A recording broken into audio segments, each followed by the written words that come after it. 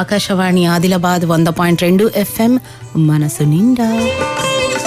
అమ్మటాల సంగతులు కార్యక్రమంలో ఇప్పుడు విందాము పానం పదిలం. ఇలాంటి పానం పదిలం శీర్షికన మానసిక ఆరోగ్యం తీసుకోవాల్సిన జాగ్రత్తలను గురించి.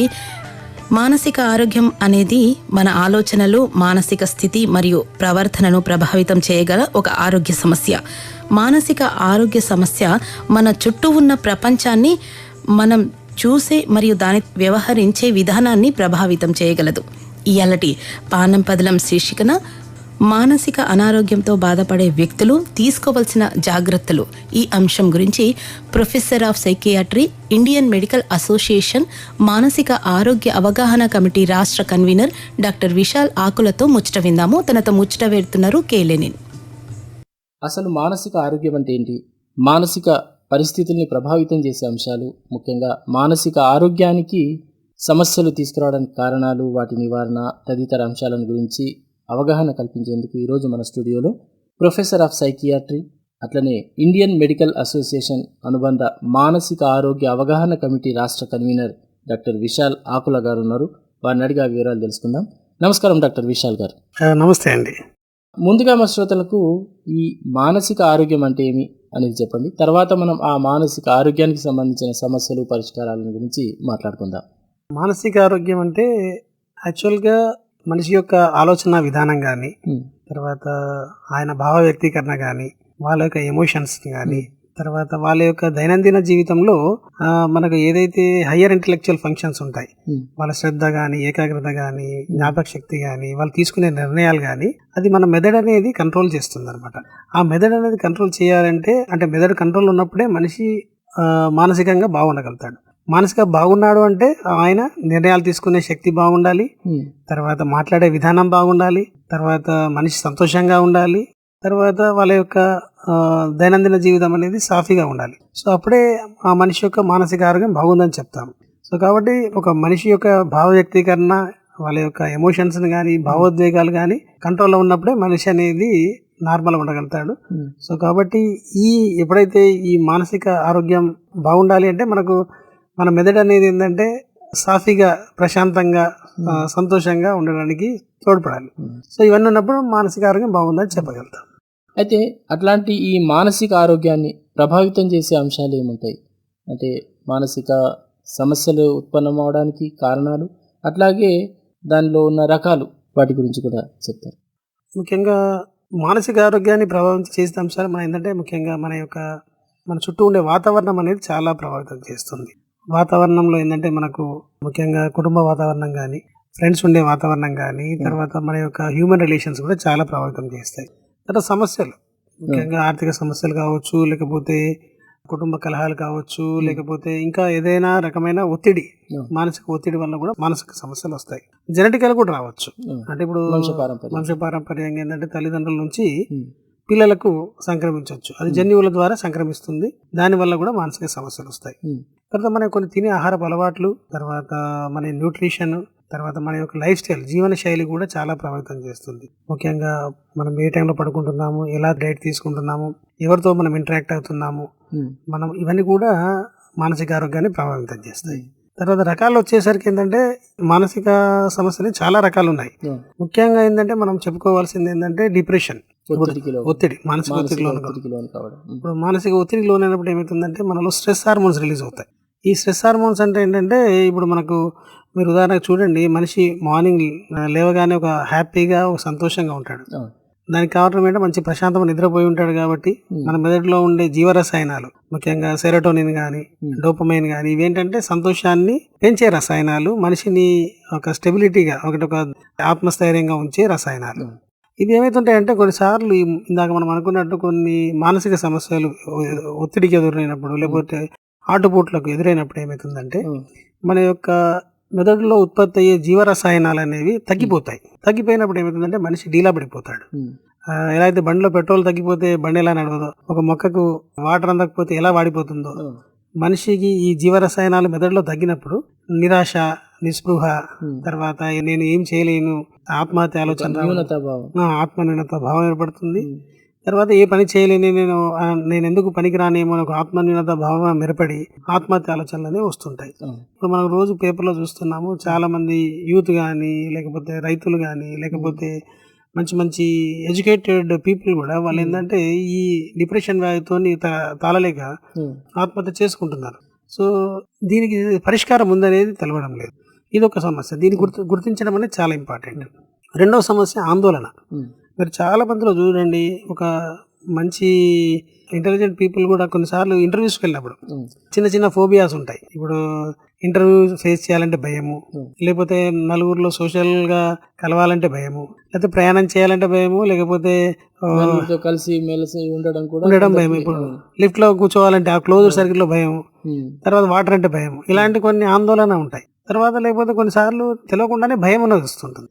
ఈ భయం వల్ల ఏమవుతుందంటే వాళ్ళు చాలా ఉన్నత శిఖరాలకు వెళ్ళే వాళ్ళు కూడా ఏంటంటే వాళ్ళకి ఒక అవరోధంగా మారుతుంటుంది. ఈ ఆందోళన వల్ల చాలా మంది ఏంటంటే ఏదో హార్ట్ అటాక్ వస్తుందేమో, లేకపోతే మాకేదో అయిపోతుందని ఒక భయము, గాబరా ఏర్పడము, అతిగా ఊహించడం ఇలా జరుగుతుంటుంది. సో ఇలాంటి వాటికి కూడా మనం ఏంటంటే ఈ ఆందోళనని మనం చాలా మందిలో చూస్తున్నాము. ఇది అధిగమించడానికి ఇప్పుడు అధునాతనమైన చికిత్సా పద్ధతులు వచ్చాయి. సో ఇది కూడా ఒక రకమైన మానసిక జబ్బు.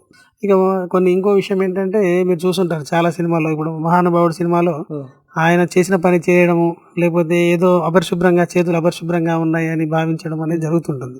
దీనివల్ల ఓసిడి అంటాం. ఈ ఓసిడి వల్ల ఏంటంటే వీళ్ళు చేసిన పని పదే పదే చేస్తుంటారు. తాళం వేసిందే వేయడం, వేసింది చూసుడు, తాళం వేసినాక పడ్డదలు మళ్ళీ తెరిచి చూసుడు, మళ్ళీ వేస్తుంటారు. ఇది ఏంటంటే చాలా మంది అనుకుంటారు వీళ్ళు ఎందుకు చేస్తున్నారు అనుకుంటారు, కానీ అది మెదడులో జరిగే జీవరసాయన చర్యలు. దానివల్ల అలా చేసిందే ముట్టడం, కడగడం చేస్తుంటారు. తర్వాత వాళ్ళు ఏంటంటే అనుమానాలు ఉంటాయి. కొందరు అనుమానం జబ్బు ఉంటుంది. భార్య పైన భర్తకు అనుమానం, భర్తకు భార్యకు అనుమానం, తర్వాత ఎవరో మమ్మల్ని పక్కింటి వాడు చేతబడి చేస్తున్నాడని అనుమానం, తర్వాత లేకపోతే ఎవడో మమ్మల్ని కీడు చేస్తున్నాడని ఒక అనుమానాలు ఉంటాయి. దీన్ని ఏమంటామంటే మనం టెక్నికల్ పరిభాషలో సైకోసిస్ అనే జబ్బు అంటాము. ఇది చాలా మందిలో దీన్ని ఇంకోటి ఏంటంటే టెక్నికల్ పరిభాషలో ఏంటంటే దాన్ని స్కిజోఫ్రీనియా అంటాం. ఇప్పుడు ఏదైతే ఇందాక మనము జీవరసాయనం డిప్రెషన్ వాళ్ళలో సెరోటోనిన్ తగ్గుతుందని చెప్పుకున్నాము, ఈ విధంగానే డోపమైన్ అనే ఒక రసాయనం ఉంటుంది. అది మితిమీరిన స్థాయిలో ఎక్కువ ఉండడం వల్ల ఏమవుతుందంటే వాళ్ళలో లేనిపోని భ్రమలు వస్తుంటాయి.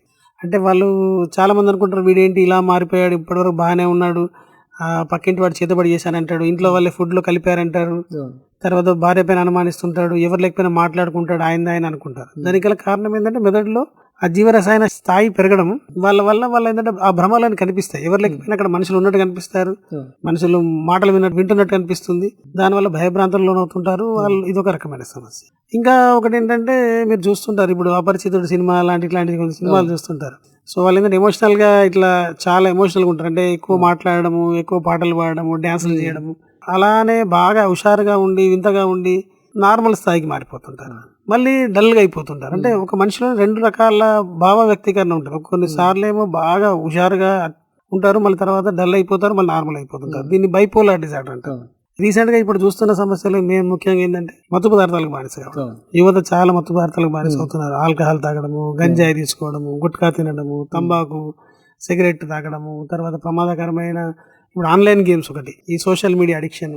అంటే ఇలా చెప్పుకుంటూ వెళ్తే ఏంటంటే మానసిక సమస్యలు ఒక చాలా పెద్ద సబ్జెక్ట్. అంటే దాని లోతు విస్తృతంగా ఉన్నది, దాన్ని మనం నిర్వచించలేము ఇంత ఇది పరిధి అని చెప్పేసి. ఎన్నో రకాల కారణాలు ఈ మానసిక ఆరోగ్యం మీద దాడి చేస్తున్నాయి. అయితే ఇప్పుడు కొన్ని కారణాలు, ఎలాంటి మానసిక సమస్యలు ఎదురవుతున్నాయి తరచుగా మనం గమనిస్తూ ఉన్నాము, అలాంటి సమస్యలను గురించి ప్రస్తావించింది కదా. మరి అసలు ఈ సమస్యల నుంచి మనం బయటపడాలి, మానసికంగా ప్రశాంతతని చేకూర్చాలి అంటే ఎట్లాంటి జాగ్రత్తలు తీసుకోవాలి, ఎలాంటి నియమాలు పాటించాలో చెప్తారా? చాలా మంచి ప్రశ్న అడిగారు. ఎందుకంటే మనం ప్రస్తుత తరుణంలో ఒకప్పుడు ఏంటంటే ఒక 40-50 ఏళ్ల కింద క్యాన్సర్ జబ్బు అని, గుండె జబ్బులని, టీబీ జబ్బులు అనేవి. ఇప్పుడు ఏంటంటే మన టెక్నాలజీ డెవలప్ అయిన తర్వాత ఏమైందంటే వాటికి అడ్డుకట్ట వేయగలిగినాం, కానీ ఆ టెక్నాలజీ మనిషిని ఏంటంటే ఇప్పుడు మానసికంగా క్షోభకు గురి చేస్తుంది. ఇప్పుడున్న సమయంలో పిల్లల జీవన శైలి చూసినట్లయితే ఒకప్పుడు 9 గంటలకు పడుకునేవాళ్ళు, కానీ ఇప్పుడు ఏంటంటే 10 దాటిపోయింది, 11-1 వరకు కూడా పడుకోవడం లేదు. దానికి కారణం ఏంటంటే ఒక సోషల్ మీడియా అడిక్షన్ అనేది ఒక కారణం. సో కాబట్టి జీవన శైలిలో ఏంటంటే మనం ఏంటంటే స్క్రీన్ టైం తగ్గించుకోమని నేను వాళ్ళ పేరెంట్ కానివ్వండి, పిల్లలు కానివ్వండి, ముఖ్యంగా పిల్లలకైతే చాలా జాగ్రత్తగా మనం ఇప్పటి నుంచి ట్రైన్ చేయాలి. సో సోషల్ మీడియా కానీ స్క్రీన్ టైం అనేది తగ్గించడం అనేది ఒక మానసిక సమస్యను తగ్గించవచ్చు. రెండవది ఏంటంటే హ్యూమన్ రిలేషన్స్ అనేవి చాలా దెబ్బతింటున్నాయి. ఒకప్పుడు ఏంటంటే జాయింట్ ఫ్యామిలీస్ ఉండేవి, మన బాధని గాని కోపాన్ని గాని లేకపోతే పంచుకునే దానికి అవకాశం ఉండేది. ఇప్పుడు అది చాలా కాస్ట్లీ అయిపోయింది. ఇప్పుడు మనిషితో మాట్లాడాలంటే ఖర్చుతో కూడుకున్న వ్యవహారం లాగా మారిపోయింది. అంటే వెస్టర్న్ కల్చర్ వస్తుంది. సో కాబట్టి హ్యూమన్ రిలేషన్స్ అనేవి తగ్గిపోతేనే దాన్ని బలపరచుకోవడం అనేది, అంటే ఆన్లైన్ ఫ్రెండ్స్ కాదు, భౌతిక ఫ్రెండ్స్, అంటే భౌతికంగా మన గురించి ఆలోచించే ఫ్రెండ్స్ ఉండాలని నేను కోరుకుంటున్నాను. ముఖ్యంగా డైట్, అంటే ఆహార నియమాలు కూడా చాలా మెయిన్ గా కీ రోల్ ప్లే చేస్తాయి. దాంట్లో ఉదాహరణకి ఏంటంటే మనం ఇప్పుడు నేను యాజ్ ఏ డాక్టర్ గా మా పేషెంట్లకి అయితే చెప్పేది ఏంటంటే ప్రతి ఒక్కరిని రోజు ఒక అరటిపండు తినమని చెప్తాను. ఎందుకు సార్ అరటిపండు వాతం అట్లా అయినా అంటారు, కానీ అట్లా కాదు. యాక్చువల్గా దట్ ఇస్ అది మామూలుగా మూఢనమ్మకం. అరటిపండ్లు ఏంటంటే సహజ సిద్ధంగా ఏంటంటే ఒక ట్రిప్టోఫాన్ అనే అమైనో ఆమ్లం ఉంటుంది. అది శరీరంలోకి వెళ్ళి జీవరసాయన చర్యలు జరిగి సెరోటోనిన్ ఒక సంతోషాన్ని పెంచే రసాయనంగా తయారవుతుంది. అది మనకు భౌతికంగా అంటే మన న్యాచురల్ గా మనకు దొరికిన ప్రకృతి సహజంగా దొరికిన ఒక ఫ్రూట్. దానివల్ల ఏంటంటే అందులో మెగ్నీషియం కానీ పొటాషియం కానీ కండరాలు రిలాక్స్ చేసి చాలా మంది ఇందాక నేను చెప్పాను ఆందోళన తగ్గిస్తుంది న్యాచురల్ గా. తర్వాత చిన్న పిల్లల నుండి వృద్ధుల వరకు కూడా అరటిపండు ఇవ్వచ్చు. తక్షణమే ఆ గ్లూకోజ్ అనేది అందుతుంది మెదడుకు, కాబట్టి మెదడు చురుకుగా పనిచేస్తుంది. నేను ఎగ్జామ్ పిల్లలకైతే కంపల్సరీ చెప్తాను, మీరు ఎగ్జామ్స్ వెళ్లే ముందు ఒక 2 అరటిపండ్లు తినేయాలండి. మీరు చూడండి, ఎప్పుడైనా స్పోర్ట్స్ పర్సన్ కానీ బయటకు వెళ్ళినప్పుడు చిన్న పిల్లలకు కూడా ఎప్పుడు 365 days అవైలబుల్ గా ఉండే ఫ్రూట్ అరటిపండు. తర్వాత ఆకుకూరల్లో మంచి ఫోలిక్ యాసిడ్ ఉంటుంది. ఇదేంటంటే మన నాడీ కణాలను ఉత్తేజితం చేసి మనిషిని రిలాక్స్గా ఉండే విధంగా, సంతోషంగా ఉండే విధంగా, స్ట్రెస్ని తట్టుకునే విధంగా ప్రోత్సహిస్తుంది. తర్వాత విటమిన్ B12, నేనేమంటున్నానంటే విటమిన్ B12 అనేది చాలా ఇంపార్టెంట్ విటమిన్. అది మన మెదడులోని నాడీ కణాలని యాక్టివేట్ చేసి ఆ మెమొరీని ఇంప్రూవ్ చేస్తుంది. మనిషి ధైర్యంగా స్థైర్యంగా ఉండే విధంగా తోడ్పడుతుంది. ఈ విటమిన్ B12 ముఖ్యంగా వెజిటేరియన్ డైట్లో ఉండదు.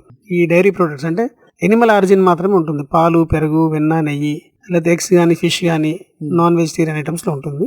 సో వెజిటేరియన్స్ ఎస్పెషల్లీ ఇట్లాంటి పాలు, పెరుగు, వెన్న, నెయ్యి ఇట్లాంటివి తీసుకోవాలి. విటమిన్ D కూడా చాలా సంతోషాన్ని పెంచే విటమిన్. కాబట్టి విటమిన్ D అనేది ఏంటంటే మార్నింగ్ అలా కొద్దిగా ఎక్కువ ఎండలో ఉండే విధంగా వాళ్ళకి తోడ్పడము. తర్వాత దానివల్ల విటమిన్ D ఉత్పత్తి అయ్యి వాళ్ళ మానసిక ధైర్యం పెరగడానికి అవకాశం ఉంటుంది. తర్వాత ప్రాపర్గా నిద్రపోవడము, మంచి గుడ్ రిలేషన్స్ మెయింటైన్ చేయడము, అవసరమైతే ఇలాంటి స్ట్రెస్ ఇందాక చెప్పినట్టు మానసిక వైద్యం సంప్రదించి చికిత్స తీసుకునే విధంగా ప్రోత్సహించడం. అయితే ఇప్పుడు కొన్ని రకాల అలవాట్లకు అది ఎట్లా అంటే బానిసలయ్యే స్థాయికి వెళ్తున్నారు. ఇంతకుముందు మనం మొదట్లో చెప్పుకున్నాం, కొన్ని రకాల మత్తు పదార్థాలు కానీ ఇంకా ధూమపానం ఇట్లాంటి కొన్ని అలవాట్లకు బానిసలు అవుతున్నారు. అట్లా ఒక్కసారి బానిసలుగా మారిన వాళ్ళని తిరిగి మామూలుగా చేసే అవకాశం ఉంటుందా? ఏ రకంగా వాళ్ళని మళ్ళీ వెనక్కి తీసుకురాగలుగుతాం చెప్తారు? తప్పకుండా. ఎందుకంటే మనకేంటంటే ఇప్పుడు అధునాతన చికిత్సా విధానాలు వచ్చినాయి. మానసికంగా వాళ్ళు ఎవరైతే ఈ మత్తు పదార్థాలు తీసుకొని ఇబ్బంది పడుతుంటారో వాళ్ళకి ఇప్పుడు అధునాతనంగా డీఅడిక్షన్ విధానం అనేది వచ్చింది. డీఅడిక్షన్, డీటాక్సిఫికేషన్, రీహాబిలిటేషన్ కూడా వచ్చింది. అంటే ఇందులో డీటాక్సిఫికేషన్ అంటే ఇప్పుడు ఉదాహరణకు ఒక ఫుల్ బాటిల్ తాగే వ్యక్తిని మనము వాళ్ళని మెల్లిగా దాని నుంచి బయటకు తీసుకొని డీటాక్సిఫికేషన్ వైద్యం ద్వారా బయటకు తీసుకొస్తాం. అంటే తాగకుండా ఉండే విధంగా తీసుకొస్తాం. డీఅడిక్షన్లో ఏంటంటే యాంటీ క్రేవింగ్ ఏజెంట్, వాళ్ళకి మళ్ళీ అంత చేసిన తర్వాత కూడా తాగాలని కోరిక ఉంటుంది. సిగరెట్ తాగడము, మందు తాగడము, గంజాయి తాగడం, వాళ్ళకి యాంటీ క్రేవింగ్ ఏజెంట్ మందులు ఇస్తాం. దాని తర్వాత ఏంటంటే రీహాబిలిటేషన్. ఇంత చేసిన తర్వాత వాళ్ళు ఏంటంటే మళ్ళీ తాగడానికి వెళ్ళడానికి అవకాశం ఉంటుంది. కాబట్టి కొన్ని మొండి కేసెస్ ఉంటాయి. అలాంటి వాళ్ళకి రీహాబిలిటేషన్ అనే వైద్యం ద్వారా అంటే ఈ మందులతో పాటు కౌన్సిలింగ్, మోటివేషనల్ థెరపీ, తర్వాత వాళ్ళు దాని నుంచి బయటపడడం వల్ల ఏ విధంగా మార్పు ఉంటుందని మోటివేషన్ చేసి డాక్టర్స్ అబ్జర్వేషన్ అవసరమైతే ఇన్పేషెంట్గా అడ్మిట్ చేసుకొని ట్రీట్మెంట్ చేయడం జరుగుతుంది. అంతేకాకుండా ఇప్పుడు కొత్తగా మంది ఏంటంటే ఇప్పుడు సిగరెట్ మానేయలేమంటారు, వాళ్ళకి ఇప్పుడు ట్యాబ్లెట్లు మింగలేమంటారు. అలాంటి ప్యాచెస్, నికోటిన్ ప్యాచెస్ అని వచ్చాయి. జస్ట్ స్టిక్కర్స్ లాగా ఉంటుంది, శరీరం పైన అంటించుకుంటే చాలు. వాళ్ళకి ఏంటంటే అందులో ఉన్న స్టిక్కర్లో ఉన్న మందు అనేది శరీరం పైన ప్రభావం చేసి వాళ్ళని మెల్లిగా దూరం చేస్తుంది. తర్వాత ఇప్పుడు ఏంటంటే కొంచెం చప్పరించే బిల్లల్లాగా వచ్చాయి. తర్వాత ఇంకా అధునాతన వైద్య విధానాలు ఏంటంటే యాంటీ క్రేవింగ్ ఏజెంట్స్ కూడా మార్కెట్లో అవైలబుల్ ఉన్నాయి. తర్వాత కాగ్నిటివ్ బిహేవియర్ థెరపీ, వాళ్ళ ఆలోచన విధానం చేంజ్ చేసే విధానాలు కూడా వచ్చాయి. సో కాబట్టి ఈ నూతన వైద్య విధానాలతో చాలా మంది మత్తు పదార్థాలు మానేస్తున్నారు, బయటపడుతున్నారు. సో ఎవరైతే మానేద్దాం అనుకుంటున్నారో వాళ్ళకి ఈ విధానాలు తోడ్పడతాయని నేను భావిస్తున్నాను. మరి మనం మానసికంగా దృఢంగా ఉండాలంటే ఒక 2 సూచనలు చెప్పండి. మానసికంగా దృఢంగా ఉండాలంటే నేను చెప్పేది ఏంటంటే ఫస్ట్ థింగ్ ఏంటంటే మన జీవన శైలి అనేది బాగుండాలి, హ్యూమన్ రిలేషన్స్ బాగుండాలి. మెయిన్గా మన ఆలోచన విధానం అనేది ఎలా ఉండాలంటే మనము సొసైటీకి ఏదైనా చేద్దామనే దృక్పథం ఉండాలి. కానీ ఎవరో మనకేదో చేస్తారనేది కాకుండా మన ఆలోచన విధానం మార్చుకొని సొసైటీకి మనం హెల్ప్ చేద్దామనే విధంగా ఉన్నట్లయితే వాళ్ళలో ఒక స్ట్రెస్ తగ్గి వాళ్ళు సొసైటీతో మమేకమై ఒక లైఫ్ స్టైల్ అనేది మంచి లైఫ్ స్టైల్గా ఉండి వాళ్ళు దాని నుంచి బయటపడతారని నేను భావిస్తున్నాను. చాలా సంతోషం డాక్టర్ విశాల్ గారు. మానసిక పరిస్థితుల్ని ప్రభావితం చేసే అంశాలు ఏమున్నాయి, మానసిక ఆరోగ్యానికి అనారోగ్యంగా మార్చడానికి ఎలాంటి కారణాలు ఉన్నాయి, మరి వాటి నుంచి బయటపడి మనం మానసిక ప్రశాంతతను ఎలా పొందాలి, మానసికంగా దృఢత్వాన్ని ఎలా సాధించాలనే దాని గురించి చాలా చక్కని విషయాలు తెలియజేసిండ్రు. అందుకు మీకు ధన్యవాదాలు. నమస్కారం. Thank you very much.